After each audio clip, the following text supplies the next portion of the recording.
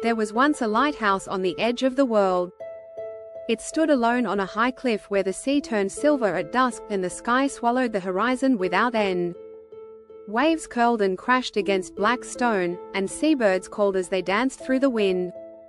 Inside that lighthouse lived a girl named Liora. Her life was quiet, carved out by the rhythm of tides and wind and flame. Each morning, she gathered driftwood along the rocky shore. Each evening, she climbed the spiral stair and lit the great lamp at the top of the tower. She had done this every day since she was a child. The villagers below often saw her silhouette against the evening sky and said she was made of salt and solitude. Some thought her strange.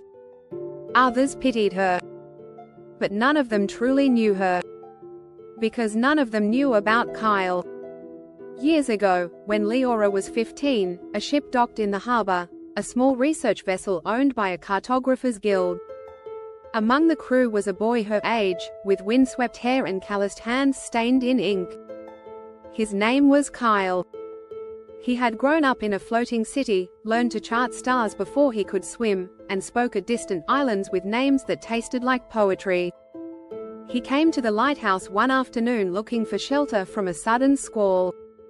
Liora let him in, made him tea, and asked him about the world. That night, they watched the storm together from the lantern room, and he showed her how he drew maps, not just of places, but of feelings. He sketched constellations she'd never seen, lines that marked emotion as much as geography. They were inseparable for 3 weeks. She showed him the tide pools that glowed with bioluminescence at night. He taught her how to use a sextant. They made a pact to see the world together someday. And then the letter came. Cael's master had been summoned to chart the Forgotten Isles, a cluster of mythical lands said to appear only once every century. Cael didn't want to leave. But he promised to return. He pressed a folded chart into her hand before he left. "This is how I'll find my way back," he said. "Keep the light burning," and then he was gone. Days passed.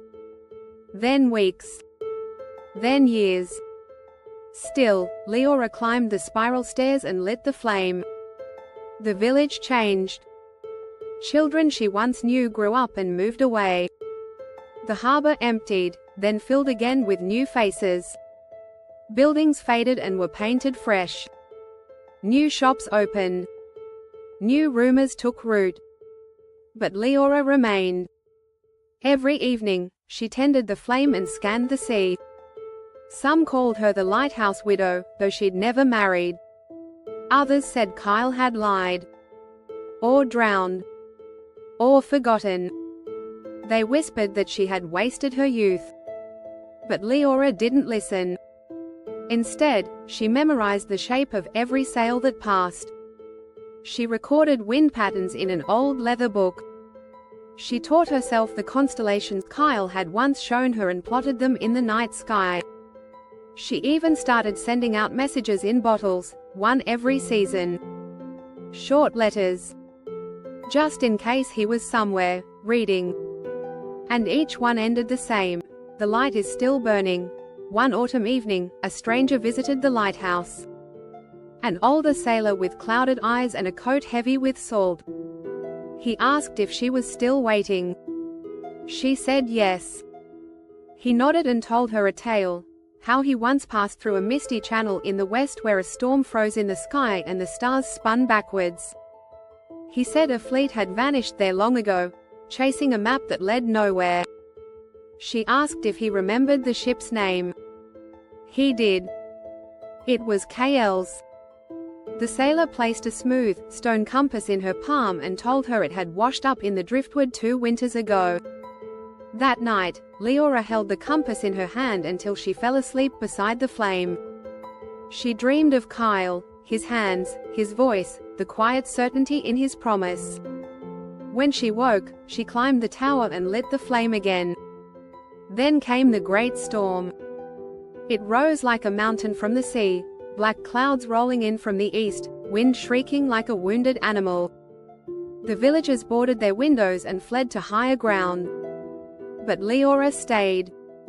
She braced the tower as the waves struck the cliffside.